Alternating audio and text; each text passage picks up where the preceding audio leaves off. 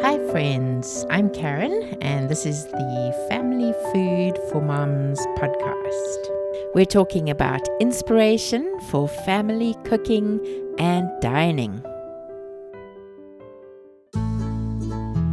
Restaurants can be such an amazing experience. Going to a restaurant, it can be so good. We went recently for a date night meal out. We don't often have date night out. Usually we have it at home and we get takeout, or we make something ourselves and we do it slow and relaxed. And so every now and then it's so great to go to a restaurant. And then when we do, we want to go to a fancy one, not just an ordinary one. So that's what we did. It was at this beautiful big hotel. I can't even remember the name of the restaurant, Cibola or something like that. But from the moment you walked in, it was just gorgeous. Like the decor, there were these sort of dark themes with. I'll put some photos in the blog post if you want to see on familyfoodformoms.com. Look for the podcast episode 76 on restaurants. So there was just such beautiful decor. There were these tall green leafy plants, and the chairs were luxurious, like really comfortable to sit in. This dark sort of lighting, but bright in places with very elegant hanging lights and just really beautiful and luxurious decorations or decor. And the people were just so polite and friendly, like you could feel they were there to make your experience special. Like the way they greeted you, the way they seated you. So then soon after seating, they asked us if we had any dietary restrictions, and we said yes, my husband's gluten-free. So they said, okay, great. And they went away. And then they brought to the table, sometimes they bring a roll or a piece of bread. This time it was like a step above anything. They brought this cute little ceramic dark cup with a little handle, almost like an espresso cup size. And in that was a little bit of this carrot and ginger soup. Gorgeous flavor, not ginger that was strong, just right. And then this board with a little loaf of gluten-free cornbread, a tiny little loaf for my husband, and a little focaccia type of normal bread for me, and then even homemade butter twirled in the shape of a leaf, like really soft butter with herbs inside. What an amazing special touch. So immediately you're thinking, wow. And even on the table, the little salt and pepper containers were these ceramic flat jars with a wooden spoon with some coarse salt and pepper in them. So that was so amazing, just sitting there, relaxing, eating that lovely bread that was freshly made butter. Everything was made from scratch. So we looked at the menus, and often it's not possible to have an appetizer and a main course because of the price, but we decided to do that this time. So I chose what was called a tomato carpaccio. So no meat in it, it just meant the tomato itself. So it was very thinly sliced, layers of the tomato with this basil pesto cream on top. Well, firstly, the tomato was amazingly dressed with this beautiful salad dressing, and then there were little bits of olives and a couple of tiny pieces of sun-dried tomato as well. So very minimal, like just little bits, like suggestions of it. And then this basil pesto cream in the middle in a little mound with grated Parmigiano Reggiano on top. And then a cracker, almost like a Melba toast, but a homemade one. Wow, it was just so good. Like the combination of these delicate flavors and the textures. The pesto cream was so creamy and smooth, and then the coarseness of the cracker and the cheese on top. Just incredible. So simple and yet so good. It really made me think about how you can, if you get the flavors right, it can be so simple and yet so amazing. And my hubby had a salad called a halloumi salad. So it was this halloumi cheese, these wedges that had been grilled with pomegranate seeds or pips, whatever they are, and then a little bit of something drizzled on top, and then sliced zucchini and some lettuce. I don't know what kind, like a dark lettuce with an amazing dressing on it. And he said that was also so good. Then for the main course, I had some calamari with lemon butter sauce. He had a steak, just very simple on a plate with this amazing pepper crust and some sort of sauce on the side. Such simple food, everything cooked from scratch, pure fresh ingredients, lovely piece of meat, well grilled, everything, just the sauces were so good. And so the whole experience was just so elevated because of the extra effort they went to. We had a little bit of sparkling water in elegant glasses on the table. And then the music was soft and lovely and relaxing. There was a place to go and sit on the couches and talk and just walk around and enjoy all the decor. There was also a screen inside the special room with all the pictures of different items on the menu with the elegant plating. And it just helps to have a really well rounded experience. Like it's not quickly go out for dinner, eat and go. You relax, you enjoy it, your body just lets go. Like, ah. And it's so important for us when we eat to be able to focus on the meal, to enjoy the time with other people, to eat slowly, to really relish and enjoy our food and to appreciate it, to look at it, to smell it, and then to taste it. It makes the meal such a full experience and it makes it so much healthier and it makes it just so good for us in every way. So I was just thinking about that and how that was such a great experience and how could we apply some of those things at home to really improve our meals or to have special occasions, celebrations that really makes that time special together? So obviously we can't give a restaurant experience, especially not every time, but there's certain things that really do take us in that direction. So I want to mention a few of those today. Oh, another part I didn't mention, the napkins were these beautiful, soft, but crisp cloth napkins that they put on your lap for you.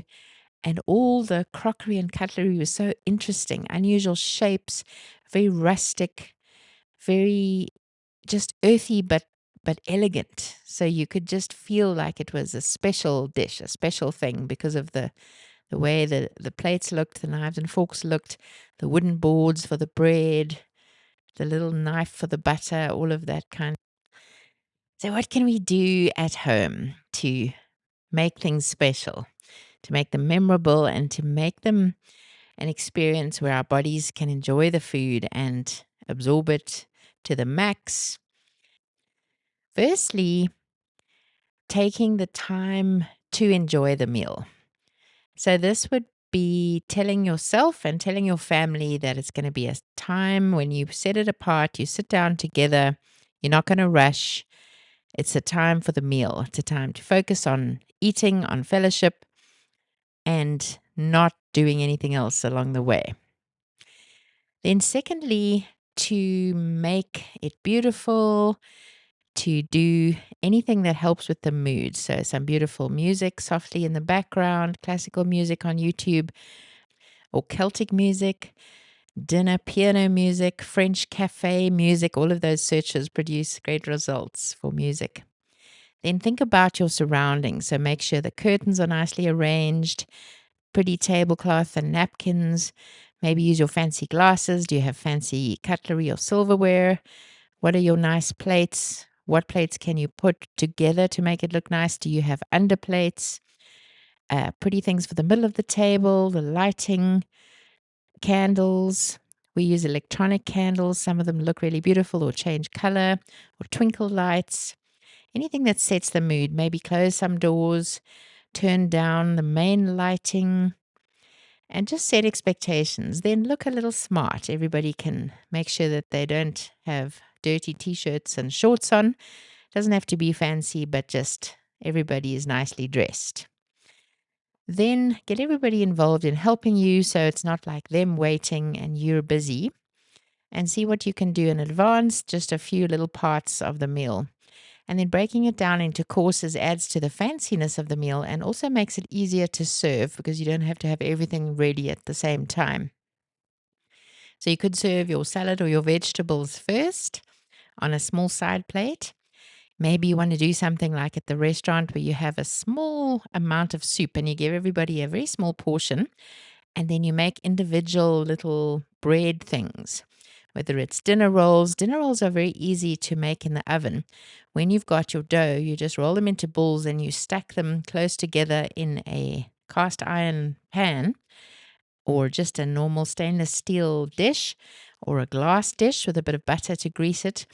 And then as it rises, they will kind of press together, and then you pull them apart afterwards to make your lovely dinner rolls. And adding a little onion powder and rosemary perhaps to the dough gives it that lovely flavor. You can whip up your butter and use a little melon baller to make it into little scoops or balls or interesting shapes, and then put a little bit on each individual plate to make it pretty, or put it in an elegant way in the middle of the table. Whatever you're doing, think about, how can I make this a little more special? How can I help us all to relax and lean into it? How can I get the children involved? You can fold your napkins in a fancy way. Check out our YouTube channel, Family Food for Moms, and we've got some nice ways to fold your napkins to look elegant on the table. So make sure there's not clutter nearby. Make sure it's mostly low lighting and a relaxed atmosphere. And then when you do your main course, maybe you can arrange things nicely on the plate. You can see our plating episodes, put the sauce on the side, or put a little smear of the starch underneath, and just add a little something special to it without it being stressful for you. Try to have a little gap between each course where you talk, have a little toast, or play a conversation game. We've got conversation starters under the free giveaways on our website, familyfoodformoms.com/conversation. So have some good chats between your courses. You could do a little palate cleanser of some sorbet, have some lemon sorbet or mango sorbet in your freezer, and serve it in a tiny little egg cup or a shot glass, just for fun, to make it interesting. And then it truly does cleanse the palate. You could have a course like the French do, which is just dark lettuce leaves with a vinaigrette of olive oil, salt, and balsamic or apple cider vinegar. And that also helps with digestion. You could do the cheese and bread course later instead of at the beginning.